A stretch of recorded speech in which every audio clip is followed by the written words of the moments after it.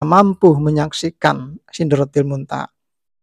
Batas alam dengan bukan alam. Jadi kalau di luar sana, di luar alam tidak ada lagi wujud, tidak ada lagi maujud, tidak ada lagi materi, tidak ada lagi ilmu di luar sana. Yang ada adalah tidak ada yang ada di sana, hanya kosong, gelap, tiada terbatas.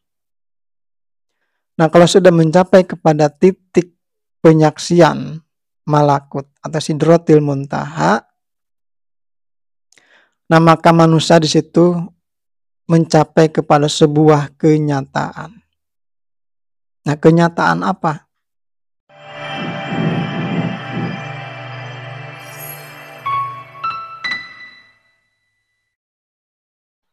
Saudara sekalian yang saya cintai dimanapun berada, salam untuk semuanya, sampurasun, rahayu, rahayu, rahayu. Alhamdulillah kita berjumpa lagi. Alhamdulillah kita bersyukur bahwa kita selalu berada di dalam kasih sayang Tuhan, bahwa kita berada di dalam lindungan Tuhan. Selanjutnya untuk obrolan sekarang ini adalah caranya manusia dua tanduk menggenggam alam semesta. Nah, ini adalah bukan kalimat yang lugas, artinya kita harus betul-betul memahaminya. Dan apakah bisa alam semesta itu digenggam oleh manusia? Nah, kemudian kelebihan apa yang akan diberikan Tuhan kepada manusia yang sudah mampu menggenggam alam semesta? Saudara sekalian dimanapun berada, sesungguhnya di dalam kisah-kisah, di dalam kehidupan orang-orang yang soleh pada zaman dahulu, orang-orang yang linuwih, yang bijaksana, yang berkualitas pada zaman dahulu sebelum kita. Nah, di situ terdapat contoh buat kita, terdapat pelajaran buat kita hari ini dan seterusnya tentang ilmu dan tentang amal. Dan mereka ternyata sudah mampu menggenggam alam semesta. Nah, disitulah kita nanti bisa mengambil contoh dan pelajaran. Nah, selanjutnya bagaimana cara manusia menggenggam alam semesta? Apakah mungkin atau tidak? Sesungguhnya alam semesta itu adalah ada yang menciptakan. Nah, itulah Al-Khaliq, itulah Tuhan.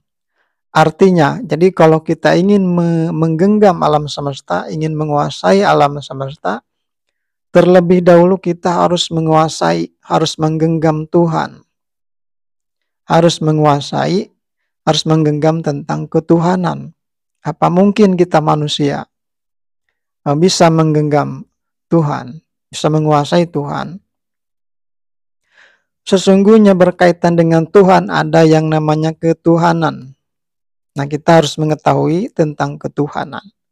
Nah, di situ ada zat Tuhan, ada sifat Tuhan, ada perbuatan Tuhan atau afal Tuhan. Nah, ada juga ilmu Tuhan. Nah, itu 4 hal yang paling mendasar di dalam ketuhanan. Nah, 4 hal itulah yang harus kita kuasai, yang harus kita genggam. Niscaya kita bisa menggenggam alam semesta. Nah, itulah caranya. Yang ke-1 tentang ketuhanan yang harus kita kuasai, yang harus kita pahami, yang harus kita genggam adalah zat Tuhan. Sesungguhnya zat Tuhan itu sudah ada pada setiap makhluk, sudah ada pada setiap ciptaannya. Pada tanah atau pada bumi, pada air, pada batu, pada besi, pada kayu, pada binatang, tumbuhan, dan manusia khususnya. Sudah ada zat Tuhan. Jadi seluruh makhluk tidak bisa terlepas dari yang namanya zat Tuhan. Nah, kalau dulu Nabi mengatakan, Nabi bersabda, barang siapa atau siapa saja yang melihat terhadap segala sesuatu dan tidak dilihat Tuhan di dalamnya, maka penglihatannya sia-sia atau batal. Itu kata Nabi. Jadi Tuhan itu adalah maha ada, Jadi Zat Tuhan itu adalah maha ada atau wujud. Nah, wujud atau maha ada itu ada buktinya. Jadi bukti daripada wujud adalah maujud. Nah, maujud daripada Tuhan adalah nafas semesta. Nah, jadi seluruh makhluk tidak bisa terlepas dari yang namanya nafas semesta. Nafas semesta itu ada pada setiap makhluk. Nah, sudahkah kita memahami, menggenggam Zat Tuhan? Nah, kita berarti harus manunggal dengan Zat Tuhan. Ini kalau kita praktekkan, nah kalau kita pelajari, kita praktekkan, kalau kita tempuh, bisa bertahun-tahun. Nah, di sini kita singkat saja tentang ketuhanan yang kedua. Yang harus kita genggam, yang harus kita kuasai adalah tentang sifat dan perbuatan Tuhan. Tuhan itu adalah maha hidup.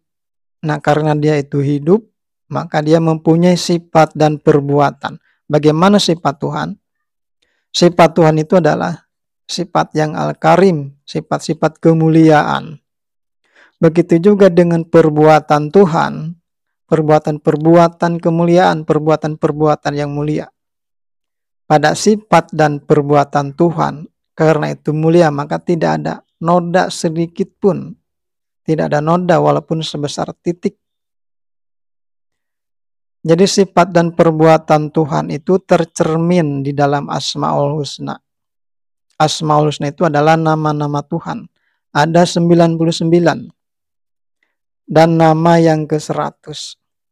Contoh nama-nama Asmaul Husna yang maha pengasih, maha penyayang, maha merajai, maha menguasai, yang maha gagah perkasa, maha memberi petunjuk, maha memberi rezeki, yang maha memelihara, dan yang lain-lainnya. Itu contoh-contoh nama-nama Tuhan, nama-nama yang baik. Nah, kemudian kita simpelkan saja Asmaul Husna itu, nama-nama Tuhan itu, simpelkan saja menjadi Ar-Rahman Ar-Rahim, yang artinya maha pengasih, maha penyayang. Nah, begitulah sifat dan perbuatan Tuhan adalah maha pengasih, maha penyayang, mengasihi dan menyayangi seluruh makhluknya, tidak ada kecualinya, selamanya. Nah, jadi kalau kita menguasai dan menggenggam sifat dan perbuatan Tuhan, nah berarti kita menguasai dan menggenggam Ar-Rahman Ar-Rahim. Nama nunggal bersatu dengan Ar-Rahman Ar-Rahim. Nah, secara rasa di dalam dada kita, nah secara amalia, secara praktek, di dalam kehidupan sehari-hari, wujudnya adalah tolong-menolong sesama makhluk, tidak ada kecualinya. Sesama manusia, terhadap binatang, tumbuhan, dan terhadap alam. Jadi Rahman Rahim itu wujudnya tolong-menolong. Ada yang menyayangi, ada yang disayang. Ada yang mengasihi, ada yang dikasih. Ada yang menolong, ada yang ditolong. Ada yang memberi, ada yang menerima. Nah, itulah wujudnya. Kita menggenggam, menguasai sifat dan perbuatan Tuhan atau Rahman Rahim. Nah, sudahkah kita hari ini menguasai dan menggenggam tentang ketuhanan, yaitulah sifat dan perbuatannya, wujudnya Rahman Rahim, wujudnya tolong-menolong sesama makhluk di dalam kehidupan kita sehari-hari? Sudahkah belum kita? Nah, kalau kita sudah mampu menguasai dan menggenggam Rahman Rahim, nah niscaya kita bisa menggenggam alam semesta nantinya, bisa menggenggam alam semesta. Selanjutnya tentang ketuhanan yang harus kita kuasai, yang harus kita genggam adalah ilmu Tuhan. Tuhan itu adalah zat hidup, dia maha hidup. Nah, karena itu dia memiliki ilmu. Di mana ilmu Tuhan berada? Nah, ilmu Tuhan dapat kita dapatkan daripada alam. Nah, alam itu ada dua. Ada makrokosmos atau alam semesta, dan ada mikrokosmos atau alam kecil, jagat kecil. Inilah tubuh jiwa raga kita. Tubuh jiwa raga kita itu adalah miniatur daripada makrokosmos. Miniatur daripada alam semesta, kecilnya daripada alam semesta. Jadi ada ilmu Tuhan, nah adalah pada alam. Jadi kita bisa mendapatkan ilmu, bisa memahami, bisa menguasai, bisa menggenggam ilmu karena ada alam. Kalau tidak ada alam, kita tidak akan punya ilmu. Nah, alam yang mana? Itulah kerajaan Tuhan, itulah kekuasaan Tuhan, itulah malakut. Jadi malakut itu adalah kerajaan Tuhan. Di dalamnya berbagai macam ciptaan Tuhan. Setiap ciptaan Tuhan, setiap makhluk memiliki perannya masing-masing yang saling melengkapi.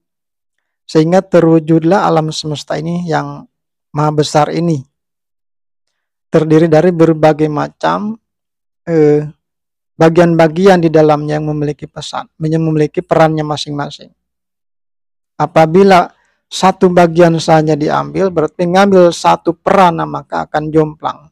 Itulah malakut ini adalah kerajaan Tuhan, ya, satu sistem di dalamnya. Terdiri dari berbagai macam ciptaan makhluk yang saling melengkapi dengan perannya masing-masing. Nah, contohnya misalkan manusia menciptakan kendaraan. Misalkan manusia menciptakan mobil. Mobil itu diciptakan dibentuk dari berbagai macam spare part yang mempunyai peran-peran yang saling melengkapi sehingga terwujudlah sebuah mobil yang bermanfaat.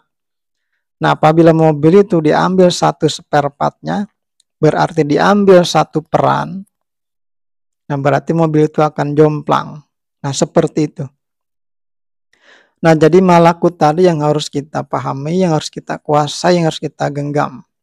Jadi ada orang-orang yang sudah menyaksikan malakut. Siapa mereka? Itulah orang-orang yang dicontohkan Tuhan kepada kita. Orang-orang dahulu, orang-orang soleh zaman dahulu, orang-orang yang linuwih, orang-orang yang bijaksana, orang-orang yang berkualitas, sudah menyaksikan malakut. Wujudnya seperti apa, bentuknya seperti apa. Nah, karena malakut itu adalah maujud atau ada, nah berarti dia ada bentuknya dan ada ukurannya.